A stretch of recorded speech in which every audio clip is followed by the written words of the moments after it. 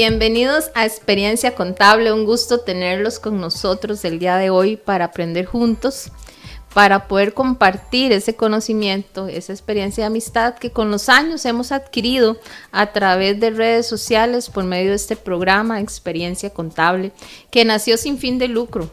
¿Para qué? Para que compartamos conocimiento, y siento yo que se reforzó más con la ley 9635, que todos ocupábamos capacitación, y ya vamos a cumplir, si Dios quiere, 9 años.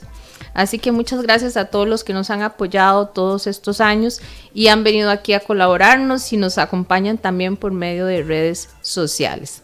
Les habla Ivette Barbosa, directora de este proyecto, que día a día estamos iniciando para ver temas nuevos para poder dar en este programa. El día de hoy está con nosotros don Marcos Vargas Siles, que ya él es colaborador. Creo que don Marcos no ha estado los 9 años con nosotros, pero creo que llegó como a mediados, pero ya son muchos años también de estar con nosotros y compartir, especialmente en la parte fiscal y temas importantes relacionados a asociaciones solidaristas, a empresas financieras. Él es director y socio del despacho Vargas y Vargas, es contador público, es contador privado, pertenece a comisiones de la IC, como lo que es la tributaria, y todos lo conocen por medio de las capacitaciones en ambos colegios, así que hoy lo tenemos con nosotros. Vean que ya me aprendí hasta el currículum de memoria de tenerlo tanto tiempo con nosotros, así que muchísimas gracias a todos los que están entrando, y hoy vamos a aprender de un tema muy bonito que a mí en lo personal me gusta aprender, que es sobre los dividendos y los excedentes, esos aspectos legales y contables que en nuestro país tal vez no la mayoría de empresas lo hace, sí las asociaciones solidaristas en lo que son sus excedentes, pero es un tema muy bonito porque siempre los clientes nos preguntan si se distribuyen o no los dividendos, qué dicen las leyes de Costa Rica, que hay alguna retención, hay alguna declaración que presentar. Entonces vamos a repasar esos temas y aprender algo nuevo que nos traiga don Marco. Bienvenido al programa Experiencia Contable, el primero del 2024.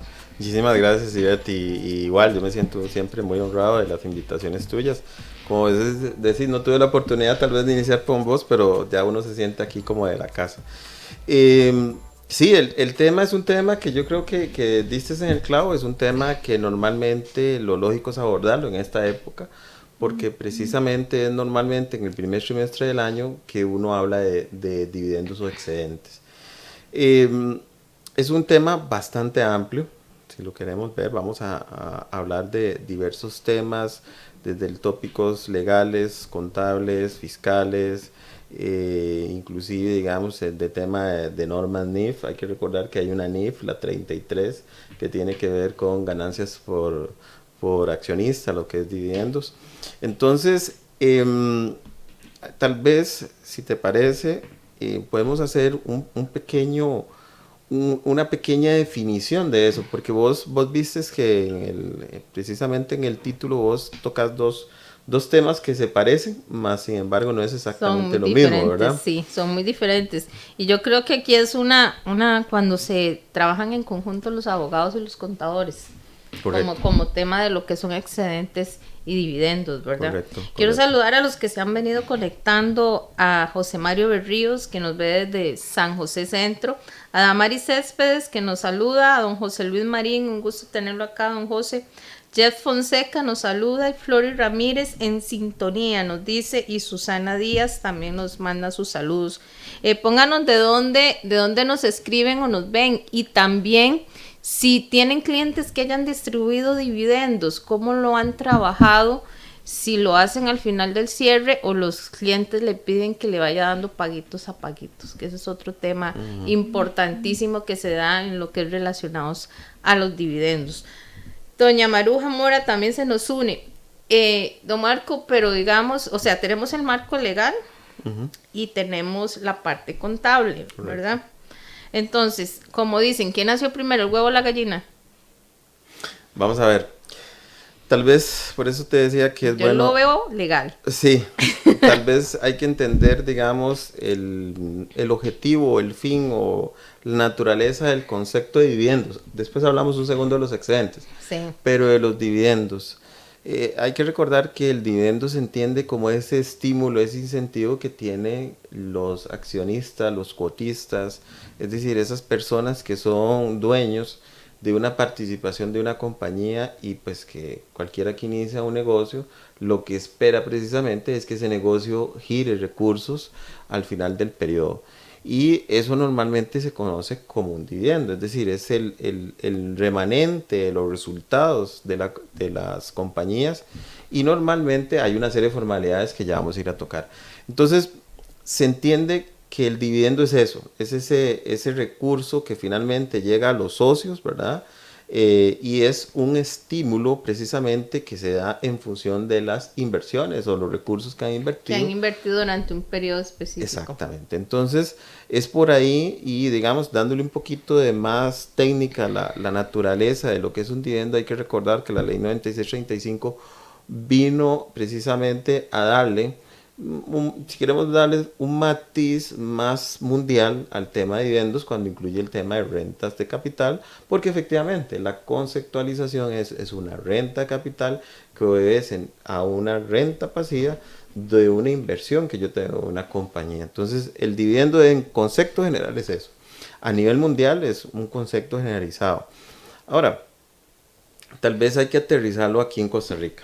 Y ahí sí, digamos que hay distintos matices y ves. Ahora, por ejemplo, vos dijiste asociaciones solidaristas, pero también hay que recordar que existen otro tipo de entidades de carácter no lucrativo que están inhibidas precisamente de hacer distribuciones, ¿verdad? Y entonces ahí entra el tema de que efectivamente tenemos dos conceptos. Por un lado, el dividendo, que es un concepto que está más asimilado a empresas de carácter comercial lucrativo, y los excedentes, que en principio y a nivel mundial es como se maneja, están más asociados a organizaciones que tienen un carácter no lucrativo, ONGs y etcétera. Y normalmente este tipo de entidades no se tiene la política o la práctica de hacer esa distribución de excedentes. En Costa Rica particularmente tenemos al sector solidarista que sí tiene esa práctica. Entonces tenemos una organización de carácter no lucrativo, de acuerdo a la ley de organizaciones solidaristas, una organización social que sí hace una distribución de excedentes, pero por ahí entran sindicatos, entran fondos de mutualidad, entran asociaciones civiles, entran una serie de otras entidades que también producen excedentes. Más sin embargo, ahí es donde los que trabajamos en esto, los contables, digo yo, son los que debemos de empezar a distinguir cuándo se puede estar precisamente en un proceso de ilegalidad y cuándo no. Porque ahora vamos a hablar tal vez de las consecuencias de hacer distribuciones de excedentes en ese tipo de entidades, tal vez. Voy a basarme en una pregunta que nos está haciendo Damaris Céspedes. Nos dice que si el pago de la distribución de dividendos se basa en un porcentaje o en un cálculo específico con respecto a la utilidad del periodo. Y te agrego ahí la ley que dice al respecto. ¿Tengo la obligación de calcular esos dividendos o no? Ok, hay que recordar un poquito, digamos, hablemos tal vez de las entidades de carácter comercial lucrativo. Normalmente va a haber un órgano superior, llámese asamblea de socios, asamblea de cuotistas, y son finalmente ellos los que van a tomar la decisión de qué harán con los remanentes, utilidades, digamos, del periodo. Entonces, tal vez ahí con esa pregunta vale la pena hacer un muy breve recorrido con algunas limitaciones, obviamente dependiendo de la entidad, de cómo es la formalidad para llevar adelante una distribución de dividendos. Primero hay que recordar que el Código de Comercio en el artículo 155 trae, digamos, como norma genérica que al menos en un periodo de 3 meses después del cierre tiene que convocarse una asamblea, digamos que es una asamblea de carácter ordinaria. Eso es el primer elemento. Después tenemos que remitirnos a la pregunta que hacía la compañera, a los estatutos de la entidad, porque son los estatutos de la entidad la que va a definir varios temas importantes, digamos, en este proceso. Número uno, cómo se convoca a esos socios o cotistas o demás, digamos, representantes de la sociedad. En su defecto, si no viene en escritura, lo que hacen es normalmente publicarlo en la Gaceta. Después de eso, de que hay una convocatoria, tienen que estudiarse, o por lo menos esa es la idea de todo esto, es cómo se formalizan los acuerdos de la asamblea y cuál es el quórum mínimo de socios que se tiene que mantener para poder tomar decisiones. ¿Por qué eso es tan importante para este tema que estamos hoy precisamente tocando, ¿verdad?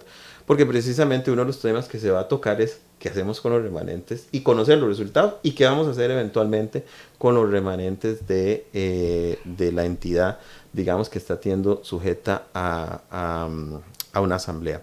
Y es ahí donde obviamente hay una lógica que va a depender un poquito, digamos, y hay esos matices, pero la premisa fundamental es una distribución que se da en una relación a la cantidad de capital que yo poseo. Digamos, esa es como la premisa fundamental. Claro, de ahí podemos hacer un millón de matices adicionales, ¿verdad? Porque las sociedades pueden tener, por ejemplo, una acción puede tener varios propietarios, eso es uno de los temas interesantes en este sentido. Hay que recordar que también podrían existir, que no son considerados propiamente una distribución de excedentes, pero acciones preferentes, entonces que tienen, digamos, una prioridad en la distribución. En el sector solidarista, por ejemplo, la distribución se efectúa en función propiamente de los aportes que realicé yo en mis ahorros. Entonces ve que, por ejemplo, ahí hay una distribución. Ahí sí que hay un cálculo. Sí, ahí hay una distribución fundamentada especialmente en los recursos que yo he colocado, digamos, en esa entidad vía ahorro y aportes patronales, ¿verdad? Y ahí, por ejemplo, la ley establece topes, ¿verdad? Un día esto hablaba con un amigo, abogado mío, Gustavo Infante, sobre este tema, ¿verdad? Hay uno en veces en el camino se topa un montón de situaciones, ¿verdad? La ley trae, digamos, previsto que los aportes patronales, por ejemplo, en el sector solidarista deben de ser de 3 al 5% y hay veces que uno se topa que hay más. Y entonces uno diría, ¿qué pasa por ahí, verdad? Eso podría generar ilegalidades, digamos, precisamente en el concepto de que podría haber alguna persona que reciba más recursos. Entonces, digamos que esa es en el ámbito comercial la normalidad. Entonces tenemos primero una convocatoria de asamblea para conocer los resultados, los estatutos normalmente es los que da las pautas de cuáles son las reglas de esa asamblea y efectivamente lo normal de estas asambleas es precisamente conocer qué se va a hacer con esos recursos, si procede o no una distribución de esos dividendos o eventualmente temas como capitalizaciones de esos dividendos para efectos de reinvertir. Y ahí entra un tema muy importante, Ivette, que normalmente, no sé, nuestra cultura costarricense en eso es un poquillo, ¿qué podríamos decir? Tal vez no tan formal, pero normalmente a nivel mundial las empresas tienen políticas sobre lo que es distribución de dividendos. Sí, exactamente. Aquí en Costa Rica conozco algunos casos, he tenido que trabajar con algunas empresas que tienen esto, pero no el usual. No el usual, eso, digamos, a nivel de Costa Rica, yo con Carlos Castro, cuando él da normas, yo siempre le digo, o sea, a veces uno siente como un gran abismo entre la normativa y Costa Rica, lo que sucede en la realidad. Y dividendos no se queda atrás, ¿verdad? Cuando yo he visto esa distribución de dividendos, como dice usted, que llaman a asambleas, se aprueban los estados financieros, en ese momento se determina el porcentaje de distribución de dividendos y va basado en la cantidad de acciones que tenga cada uno de ellos, ¿verdad? Sí, que es diferente a la solidarista, que sí hay que hacer todo un cuadro basado en aporte obrero y patronal, dependiendo de la asociación, y determinar cuánto le toca a cada uno y el tiempo y cuándo entró. O sea, es todo una fórmula que hay que aplicar para hacer esa distribución de dividendos, contrario a las acciones, que son las que manda a nivel de porcentaje, ¿verdad? Si es común, si es preferente. Entonces ahí viene una variación muy interesante. Pero en nuestro país, casi que las empresas multinacionales y las empresas que están, digamos que bien establecidas con sus políticas y controles, se hace esa distribución de dividendos después de aprobación. Correcto. ¿Verdad? Entonces se hace de una manera, como dicen, legal y respetando también la normativa contable, ¿verdad? Pero nos decía ahora una colega, sí, Diniet Arrieta, que nos dice que ella estuvo preguntando cómo se hacía esa distribución de dividendos cuando eran accionistas del exterior, cuando están las famosas holding, ¿verdad? Del exterior. ¿Qué diferencia hay en que los dividendos sean a personas en Costa Rica a que sean dividendos que yo voy a dar en el exterior. Ya vamos a hablar de eso, porque el tema fiscal obviamente es un micromundo, digamos, pero tal vez a mí me gustaría, nada más para terminar un poquito de redondear la idea sobre la política de dividendos. ¿Por qué es importante una política de dividendos? Porque normalmente las empresas van a tener distintos ciclos, digamos, de vida. Entonces es muy normal, por ejemplo, que una empresa que está en sus primeros años quiera reinvertir los recursos y no hacer distribuciones de dividendos. Pero una empresa que tiene un grado de maduración suficiente, es muy normal que sí se hagan distribución de dividendos. ¿Y por qué esto podría ser importante? Yo he tenido la oportunidad de trabajar con empresas familiares y hemos tenido que hacer este tipo de protocolos, porque como seres humanos los intereses tuyos no son iguales a los míos. Exacto. Entonces podría ser que tu interés o el mío sea que el primer año que empezamos a operar yo quiero todos los remanentes que sean, pero el tuyo puede ser que quiere crecer. Entonces ampliar la empresa o comprar equipo para no financiarse por medio de un banco. Exacto, entonces esos detalles deberían de estar escritos en algún lado. Muchas veces dicen, pero ¿cuánto se distribuye la totalidad, una parte? Bueno, es precisamente donde la política debería definir elementos como el flujo de caja, capacidad, digamos, de atender esa obligación, de pago de dividendos, si queremos atraer socios o no queremos atraer socios, si estamos dispuestos a que ese recurso quede en la empresa, o no estamos dispuestos. Entonces ese es un elemento que no debemos de olvidar, que nosotros que somos contables en veces como que, a mí me pasa muchísimo, yo siempre le digo a los clientes, un día estos andaba en Cartago de un cliente, y yo no sé si a vos te ha pasado que uno le dice a los clientes, mira, ¿cómo está la empresa? Yo tengo al día proveedores, empleados, esto y lo otro. Y lo muy curioso es que yo le digo, mira, y por cierto, ¿cuál es la idea tuya del negocio? ¿Cuáles son los rendimientos esperados?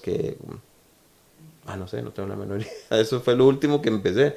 ¿Cuánto era lo que yo quería cuando me puse este negocio, verdad? Sí. Se da muchísimo. Entonces es parte, digamos, yo creo que una parte de oportunidad para nosotros los contables es dar un buen acompañamiento en cómo gestionar esos recursos. Hasta donde es bueno, digamos, el manejo, digamos, dentro de los límites del flujo de caja y los objetivos empresariales, ese manejo de recursos. Sí, un ejemplo, nosotros trabajamos con una empresa aquí transnacional y la gerente financiera es costarricense y ella quiere pagar, estar al día con todo. Pero ¿qué quieren los accionistas, la casa matriz? Repartir todos los dividendos. Entonces, ¿hasta dónde la política es sana? Ya sea internacional o nacional, que se distribuya el 100% de los dividendos. Nosotros como asesores a nivel de la contabilidad. Y es que ahí va a depender de varios temas. Normalmente esa política o ese lineamiento podría ser objetivo y sano cuando estamos frente a una empresa madura, ¿verdad? Es decir, ya una compañía, digamos, que tiene una posición, tiene un flujo de caja estable y realmente esos recursos no lo que hacen, porque pasa mucho, me imagino que lo has visto, empresas que usted ve utilidades acumuladas y usted dice, qué raro esta gente. Tiene utilidades acumuladas millones de millones y no distribuyen. No distribuyen. Y claro, entonces ahí es donde usted debería decir, bueno, entonces podría ser sano empezar a hacer distribuciones totales, tal vez no de todo, pero de periodos en específico, ¿verdad? Entonces esa es parte de esa dinámica desde el punto de vista financiero que deberíamos tener en este tema, digamos. Que o no distribuyen dividendos, pero usted se fija en el estado financiero y hay una deuda con los socios. También. Entonces, por eso no distribuyen dividendos, porque se lo han llevado como un préstamo, entre comillas, ¿verdad? Sí. De la empresa. Sí, que eso hay que tener cuidado. Ahora sí, hablando de distintos temas y tópicos, hay algo que en el derecho tributario se llama la teoría del dividendo oculto, ¿verdad? ¿Qué es eso? Y pasa cuando llega Hacienda a hacer fiscalizaciones. Yo tuve el caso en la zona sur de este tipo. Piden la conciliación fiscal y entonces dicen, mira, ahí tenemos en la contabilidad una cuenta a cobrar al socio. Entonces empiezan a revisar qué es la famosa cuenta por cobrar. Mire, son gastos médicos, es esto, son tal vez consumos personales del socio. Esos son finalmente dividendos. Hay que recordar que la premisa del dividendo es aquel recurso que llega al accionista. No importa en la calidad, porque ahora podemos hablar un poquito, normalmente estamos pensando en dinero, pero pueden llegar en participaciones, puede llegar en especies, puede llegar en otras formas ese dividendo. Y entonces es uno de los temas que nosotros también tenemos que ponerle atención. Uno ve que en la práctica muchas veces los dueños llegan, sacan recursos de la compañía, registro por buena cuenta por cobrar. Págame la casa y registro por una cuenta por cobrar. Mira, saqué un inventario, de estos, una empresa, saqué un inventario, registrarlo ahí como cuenta a cobrar. Y pasan años y nunca se cancelan, ¿verdad? Exacto. Entonces la pregunta es que yo como contable, ¿qué me debería hacer yo? Realmente es una cuenta por cobrar. Recordemos que en las normas NIF hay un tema de decencia sobre la forma, es decir, yo debería prescindir del concepto legal que yo le pudieron dar y realmente ver lo que está sucediendo para definir qué estamos. Y advertir los riesgos que hay, porque cuando Hacienda llega, ya te digo, en ese caso llegó y dijo, deme la conciliación, efectivamente, esto es un dividendo y se hizo una recalificación por dividendos. Y eso es el concepto, que eso es un tema inclusive que un día muy, muy curiosamente tenía una discusión con un amigo abogado no tributarista. Me dice, mira, es que ustedes tienen ahí Hacienda una interpretación incorrecta de lo que es dividendos. Porque el dividendo es aquel proceso formal donde mediante una asamblea los socios toman la distribución de un acuerdo. Y le digo, imagínese usted que usted lo que me está diciendo es que yo a Hacienda le estaría poniendo una atadura que si no es mediante ese mecanismo formal, cualquier otra extracción de recursos no es dividendo. Bueno, precisamente en el derecho tributario, por eso es que se creó la teoría del dividendo oculto, que es precisamente esos recursos que llegan al socio, que aunque no esté el acta, que no llegan bajo una formalidad, pero finalmente llegaron al socio. Entonces, Hacienda sí, por supuesto que le pone atención a estos temas, y es muy normal en esta época que los contables deberíamos de preocuparnos por revisar lo que acabas de decir, esas cuentas por cobrar vitalicias que están por ahí dando vueltas, esos gastos que finalmente consumió el socio, pero que al final son adelantos de dividendos. Son adelantos de dividendos, exactamente. Nos dice don Ronald que nos ve desde Sarapiquí. Natalia nos ve desde Playa Tamarindo. Qué envidia. Qué bueno. Graving desde Poás de Alajuela. Y pues yo vi a alguien de Santa Cruz. A ver, Dinieda Arrieta de Santa Cruz. Por cierto, hoy el domingo para Santa Cruz, si Dios quiere. Así que ahí hay fiestas en Santa Cruz. Muy bien. Entonces voy a ir de paso nada más para ver las fiestas. Un ratito. Nos dice también Melanie, que nos ve desde... nos saluda más bien. Mauricio nos ve desde Heredia por media calle. Y cada uno ha venido poniendo de dónde nos están viendo. Así que muchísimas gracias a todos los que están reportando la sintonía el día de hoy. Tengo varias consultas, don Marco. No sé si vamos con lo que son los socios extranjeros y los nacionales. Si te parece, revisamos. O también hay otra preguntita sobre distribución a una SA inscrita en el impuesto de utilidades. Claro. Esta dice, para una distribución de dividendos a una SA inscrita en el impuesto a las utilidades, me solicitaron un informe de aseguramiento para no retener el 15% en el pago. Esta sociedad está activa. Está como información adicional. Vamos a ver. El tema de impuestos tiene bastantes cositas de qué hablar. Vamos a hablar primero, antes de responder eso, y si te parece, para dar un poquito de base, ¿qué entiende la ley de impuestos de renta como renta disponible? Tal vez es lo primero. Yo creo que es lo primero. Lo primero que tenemos que partir. ¿Qué es renta disponible? Bueno, básicamente, cuando nosotros preparamos los estados financieros, vamos a tener una renta neta. A eso normalmente en los estados financieros le vamos a agregar el componente impuesto sobre las utilidades. Y si existe obligación de hacer reservas, las reservas correspondientes. Entonces yo voy a tener una utilidad neta, el impuesto a las utilidades, las reservas y esto la renta disponible. El concepto de renta disponible es precisamente renta disponible para posibles distribuciones. Y esas reservas tienen que estar establecidas en políticas. Por políticas, pues, hay muchas cosas. Ahí en reservas pueden ser reservas de índole propias y también hay que recordar que el Código de Comercio trae una reserva sobre las utilidades. Entonces, ese es el primer elemento. Ya dicho eso, esa es mi base sobre la que yo eventualmente voy a trabajar la distribución. Ok, hablando ya a nivel de temas fiscales. Temas fiscales tenemos uno, digamos el más reciente, con la ley de la lista negra. Una de las rentas pasivas que estaría sujeta a impuesto en Costa Rica son la distribución de dividendos de socios extranjeros, contestando un poquito la pregunta, pero vamos a ir dándole un poquito más de forma, de aquellas entidades costarricenses que son no calificadas, pero que por algún motivo tienen acciones de otras compañías en el exterior y reciben dividendos en Costa Rica.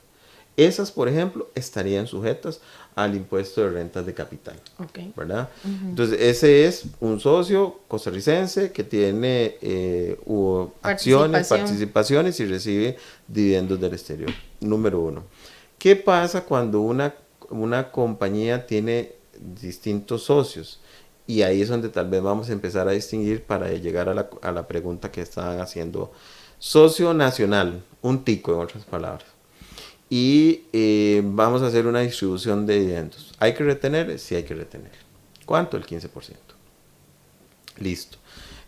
Socio extranjero, ¿hay que retenerles? También hay que retener. Nada más que el concepto va a ser una remesa al exterior. Exacto. Es una remesa al exterior la distribución. ¿Y el porcentaje es el mismo? Igual. Nada más aquí agrego un componente adicional, los convenios de doble imposición. Como España, México, etcétera. Porque entonces, por ejemplo, la retención de dividendos con España, si no estoy mal, es el 5%. Entonces, vean ustedes que ese es otro elemento que yo para un adecuado cumplimiento fiscal debo visualizar. ¿Quiénes son los que están recibiendo el dinero? Y hay un tercero y cuarto, si queremos llamarlo, que es un poquito la pregunta que hacía la compañera. ¿Qué pasa si sobre el que estoy distribuyendo es una sociedad costarricense domiciliada en el país y que efectivamente tiene actividades dentro del país? Bueno, la ley de renta dispuso que esa sociedad no va a tener retención en la fuente. Es decir, yo soy no sé, voy a inventar, usar el despacho. Si mi despacho por algún motivo tiene acciones de una compañía y recibe un dividendo, esa otra compañía a mí no me debería aplicar una retención. Yo debería recibir ese recurso íntegro sin una retención de parte del otro. Pero ¿qué pasa entonces si ¿Y entra como un ingreso grabado?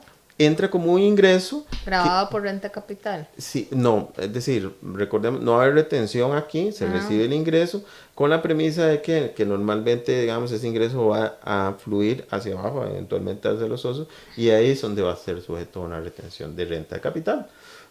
Entonces va a entrar como una renta exenta. Ok. Entonces, ese es el primer tema ahí, digamos, con este tema. Un tema muy importante que trajo... Perdón ahí, Marcos, para yo también salir de la duda, y que es un informe de aseguramiento. Ahí va. Ok. ¿Qué pasó? La ley trajo una obligación de que un contador público tiene que certificar mediante un trabajo de atestiguamiento efectivamente que esa empresa que está recibiendo los recursos no tiene una actividad distinta a la tenedoría de bienes. Eso es bien importante, a la tenedoría de acciones. Es decir, tiene que tener una actividad que está sujeta a impuesto a las utilidades, en otras palabras. El año pasado, el 2022 creo que fue, si no estoy mal, 2022, sí. El Colegio de Contadores Públicos emitió una guía para hacer esa certificación. Entonces, si usted va a las circulares vigentes en el Colegio de Contadores Públicos, va a encontrar que hay una precisamente para que un contador público prepare, digamos, ese informe de atestiguamiento, donde lo que va a decir es que efectivamente el receptor de esos dividendos sí tiene una actividad, sí está inscrito en Hacienda y así, digamos, es parte de los procesos de revisión que tenemos que hacer, es verificar la inscripción y las actividades que tiene inscritas para precisamente prescindir, digamos, la otra empresa de hacer retención. Entonces, que sea, digamos, exonerada. Que sea exonerada, digamos, en la fuente, que es tal vez el tema. La retención como tal. Y el otro tema es cuando es una sociedad costarricense nuevamente, pero que no tiene actividades. Entonces, ahí sí toca aplicar la retención en la fuente. Entonces, esas son las aristas de que, por ejemplo, yo debería hacer mi verificación a nivel de cumplimiento fiscal cuando yo voy a hacer distribución de dividendos. ¿Quién es finalmente la persona que está recibiendo el dividendo? Para entonces yo determinar mis obligaciones como pagador de eso. Que esa va en la informativa de ahora de febrero, ¿verdad? Correcto. Es una de las retenciones que entran dentro de las informativas. Entonces, esa es parte, digamos, de la dinámica, digamos, que tenemos que considerar en materia, digamos, tributaria. quién es la persona. Ahora, hablando de materia tributaria también, les decía yo al inicio que también existen otro tipo de entidades como sindicatos, asociaciones y tal vez ustedes dirán, bueno, pero ¿por qué tenemos que hablar en un tema como estos de dividendos y excedentes de este tipo de entidades? Bueno, por una razón muy sencilla. La misma ley de renta trae una limitación práctica y dice que esas entidades por su propia naturaleza están inhibidas en principio de hacer distribuciones de excedentes. Y en caso de que hagan una distribución de excedente, pierden el beneficio fiscal que tienen y es no pagar impuesto a las utilidades. Interesante. Entonces, ¿qué es lo que pasa? Si yo, vean la arista, entonces, y ahí es de nuevo donde nosotros los contables tenemos que ubicarnos y decir cuál es nuestro paciente. ¿Asociación Solidarista puede hacer eso? Sí, legalmente está posibilitada porque la ley de asociación solidarista le permite. Asociaciones civiles como un fondo de mutualidad, un sindicato, etcétera, etcétera, ¿pueden hacer esto? No lo pueden hacer. En principio, digamos, estas entidades nacen con la expectativa de que los recursos que se generaron internos sean reinvertidos para sus propios fines. Pero la ley, sabiendo que pueden haber abusos de parte de las personas, la ley de renta dice, bueno, y por cierto, este tipo de entidades, si por algún motivo hacen distribución de excedentes, entonces tocará castigarlos haciéndoles pagar impuestos a las utilidades. ¿Por qué proporción? Por la proporción equivalente, digamos, de lo que se haya distribuido. Por ejemplo, si yo distribuí la mitad de mis resultados, entonces tendré que pagar impuestos a las utilidades por la mitad de los resultados. Entonces es un tema también que tenemos que darle una vigilancia. ¿Y por qué digo esto? Porque tal vez, y eso me lo preguntan muchas personas, la conceptualización es la distribución de dinero. Ojo, por eso hablaba ahora que la teoría oculta el dividendo. No todo necesariamente lo que es un dividendo va a ser dinero. Yo puedo dar ciertas condiciones a mis asociados, agremiados, etcétera, que se conforman eventualmente un excedente. Me pasa en el sector solidarista mucho. Es muy dado que alguien, no voy a decir los nombres, pero alguien muy vivillo llega y dice, vieras que se nos ocurrió en la junta directiva una idea muy genial. Vamos a darle un bono a todos nuestros asociados de 50,000 colones antes de hacer la distribución de dividendos. Sí, cierta asociación hace eso. Y entonces uno dice, suave. Eso no existe en esto. Si usted finalmente le va a dar dinero, es dividendo. Que no haya cumplido la formalidad que pretende la ley es distinto, pero es un dividendo. Entonces, pues sí, porque lo está metiendo al final como una salida. Sí, y aquí hay un tema bien importante que tal vez yo les explico a los clientes cuando hablamos de este tema. Me dicen, pero ¿qué es la diferencia, por ejemplo, cuando yo dentro de mi cumplimiento de fines organizo, por ejemplo, una feria de salud para mis asociados? Entonces, Ivette va y le van a hacer un chequeo médico, Marco va y le van a hacer un chequeo médico. Hay que recordar entonces la premisa fundamental. Yo tengo una ley que me obliga a mí a hacer una serie de gastos sociales. Dentro de eso la ley lo que dice es, por ejemplo, en el caso de los solidaristas, que el objetivo de ellos es lograr armonía obrero-patronal, etcétera, y el bienestar de los trabajadores. Entonces, ¿cuál es la diferencia de eso a entregar dinero? Bueno, que el dinero finalmente, yo te doy hoy 50,000 colones y con suerte vos te vas a cenar con tu mamá y yo recibo 50,000 y con suerte voy y me compro una camisa y algo más. Entonces, el dinero no tiene un fin social. Sí, no tiene. Es un concepto, tiene un fin lucrativo. Es una fungibilidad lo del concepto de dinero. Entonces, bajo esa premisa, entonces, si yo lo que hago es una distribución solapada de recursos, finalmente es un excedente. Entonces, hay que tener cuidado en todas estas entidades que no estamos cayendo en esa situación. Finalmente, colocando recursos en mis agremiados, asociados, etcétera, que finalmente puedan ser visualizados como un dividendo. Es el concepto que ha venido perdiendo poco a poco la parte solidarista. Sí. Digamos, el fin con que fue creada, al final está siendo como una financiera. Correcto. Y lo que está generando es rendimientos que al final se distribuyen por medio de excedentes. Y Dios guarde usted en una asamblea de decirle a los asambleístas que no le va a entregar excedente. O sea, linchan ahí a la junta directiva, al contador público y a todos los que estén ahí representando las finanzas, más si son fábricas y todo eso, ¿verdad? Entonces, pero la misma Junta tiene que acostumbrar a la asociación solidarista que su fin es social, es algo íntegro, de manera integral, más bien la palabra, para que él esté bien en su trabajo y Correcto. En su vida de salud y profesional y todo lo demás. Correcto. Pero lamentablemente sí, también las cooperativas han caído en ese error. También han caído de verse más financieras que instituciones que ayudan. Bueno, y las cooperativas son otro tipo de organización o entidad que tiene un derecho legal a hacer distribución de excedentes, Exacto. ¿verdad? Entonces, que es la misma retención que Correcto. Entonces ahí tenemos porcentaje que tener, de un marco de retención de excedentes. Ese es bien importante, hay que recordar, digamos, que en asociaciones solidaristas arranca con un 5% y termina en un 10%. Que va escalonado. De 5, 7 y 10%. Entonces, ese, por ejemplo, hay un proyecto de ley ahora que quiere homologar las rentas de capital y poner todas al 15%. Incluidas las de asociaciones solidaristas, incluidas las de cooperativas. Eso va a ser Eso es un tema fuerte, digamos, sí, claro. Es un tema... En algún momento tuve la oportunidad de hacer una presentación a diputados de la unidad y yo les decía ver eso, ¿verdad? Porque el concepto mundial, ese es otro tema, de dividendos, normalmente uno dice, ¿quién tiene acciones? Bueno, la gente de dinero. Normalmente los de a pie, por decirlo de una manera, no tenemos, obviamente, normalmente acciones de compañías, ni espero rendimientos de eso.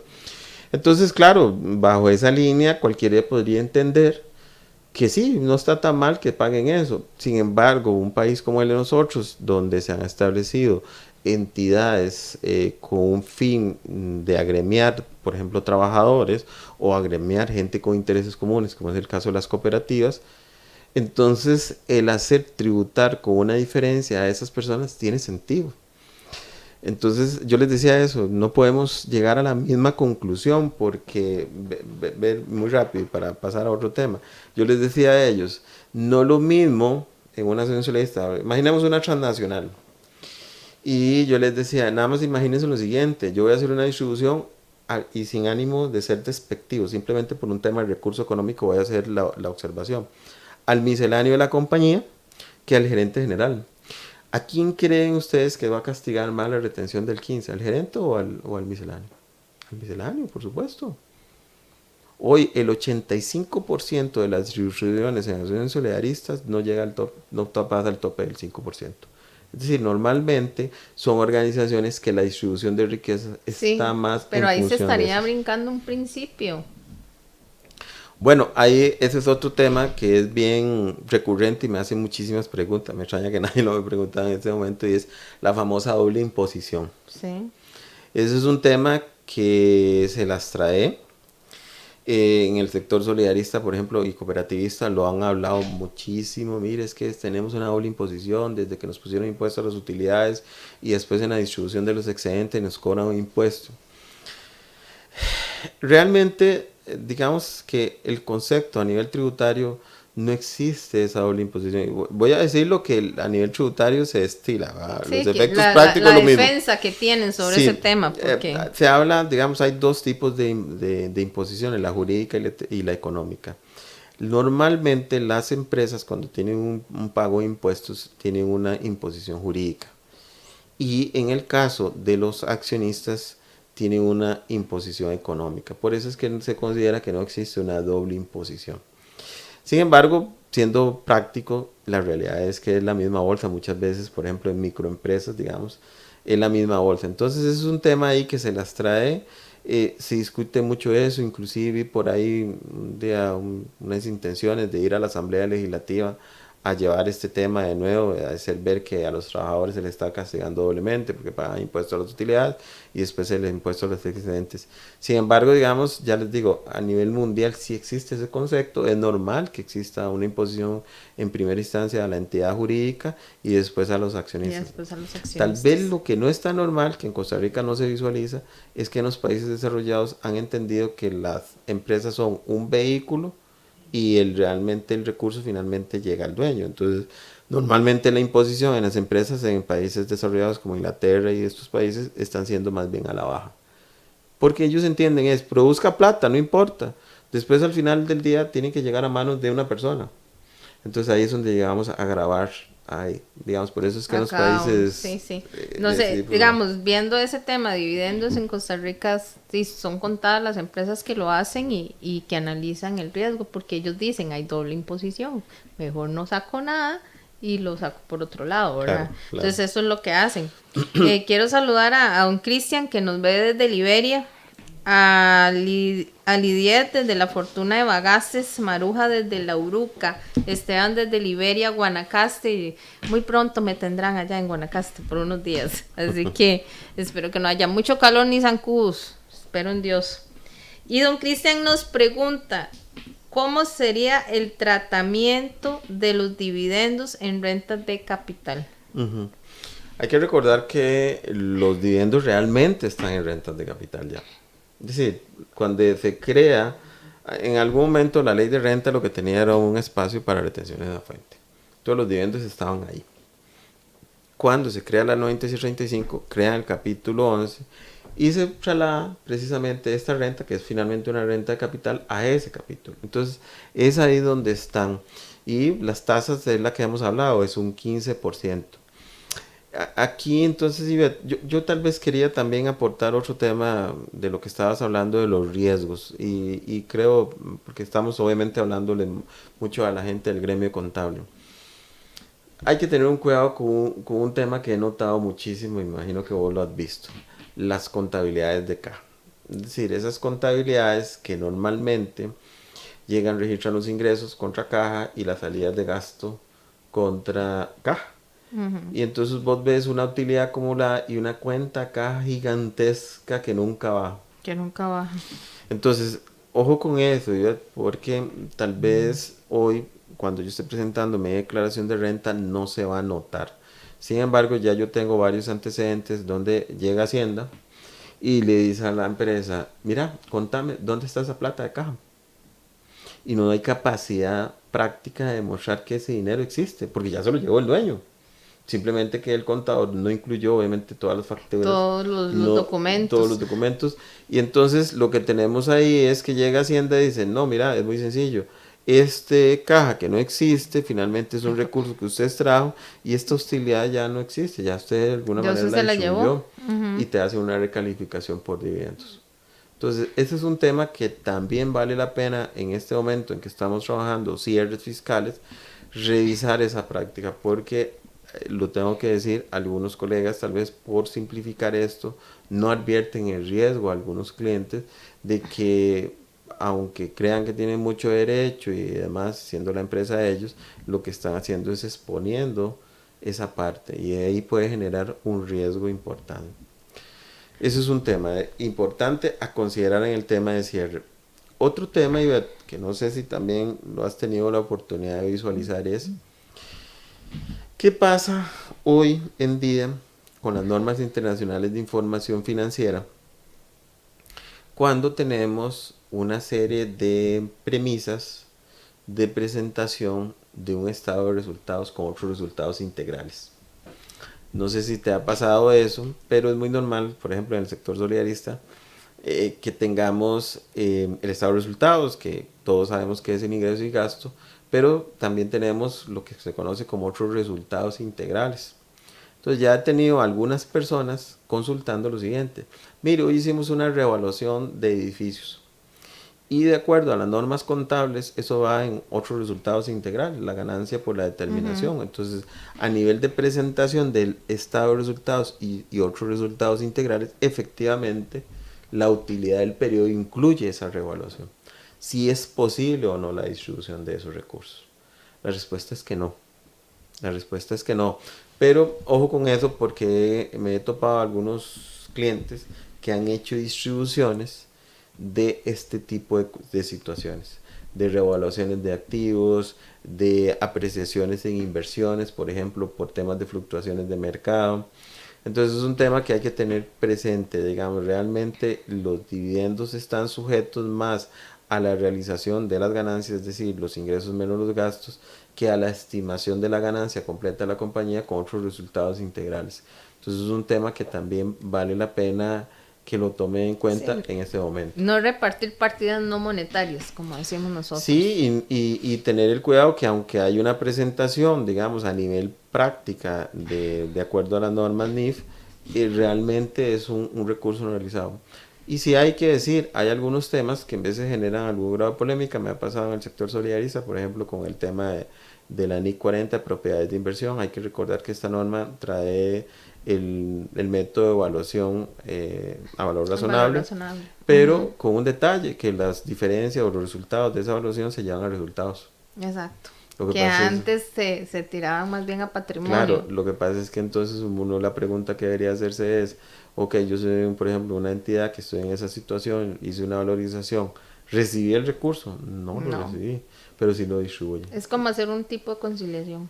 Sí, antes de la entonces distribución hay que tener ahí un poquito de cuidado y prudencia en la asamblea, digamos, para ese tipo de distribuciones sobre recursos no recibidos. Vamos a ya ir cerrando y me gustaría nada más hacer una consulta sobre el tema de la responsabilidad solidaria. Existe en lo que es la repartición de dividendos, en lo que es la retención, yo como accionista, como socio de una empresa o como asociado solidarista, que me retienen, pero la asociación no se lo paga Hacienda. Entonces, como para concluir con esa respuesta y ya dar la conclusión final para terminar el programa. Eso es un tema bien importante lo que estás diciendo, ¿verdad? Porque realmente lo acabas de decir muy bien, es una retención por cuenta de un tercero, es decir, IBET es la que recibe el dinero, pero yo como entidad es la que tengo que retener ese recurso y dárselo al fisco. Entonces, existe una responsabilidad solidaria ahí, sí, hasta que yo no demuestre que efectivamente la entidad me retuvo el dinero, ¿no? Entonces, esa es una parte que tenemos que tener claro. Por supuesto que si yo puedo demostrar que la entidad retuvo el dinero, yo no voy a tener por qué tener eso. Sin embargo, sí es posible que exista, digamos, eventualmente una responsabilidad solidaria si al contrario se demuestra que no hubo retención, ¿verdad? Exacto. Digamos que yo si no me la retuvieron, tengo que decirlo, ¿verdad? Si no me la sí, retuvieron. Eso pasa mucho, por ejemplo, que no es el caso del tema de hoy, por ejemplo, por salarios, cuando tenés varios patrones. Exacto. En principio vos como trabajador deberías llegar a uno de los patrones y decirle, mire, por cierto, yo recibo 500,000 pesos allá y hoy con vos recibiendo 500,000, entonces necesito que me aplique la retención de renta. Exactamente. Don Roy nos hace una pregunta ahí, pero vamos a valorarla después, ahora con don Marcos, después del programa, y te la respondemos ahí en el Facebook, porque sí hay que analizarla y no nos da tiempo. Nos queda ya un minuto para el cierre. Les agradezco montones por estar acá con nosotros, por decirnos de dónde nos escuchaban y nos veían, y las preguntas súper importantes para el día de hoy. Don Marcos, muchísimas gracias por todo.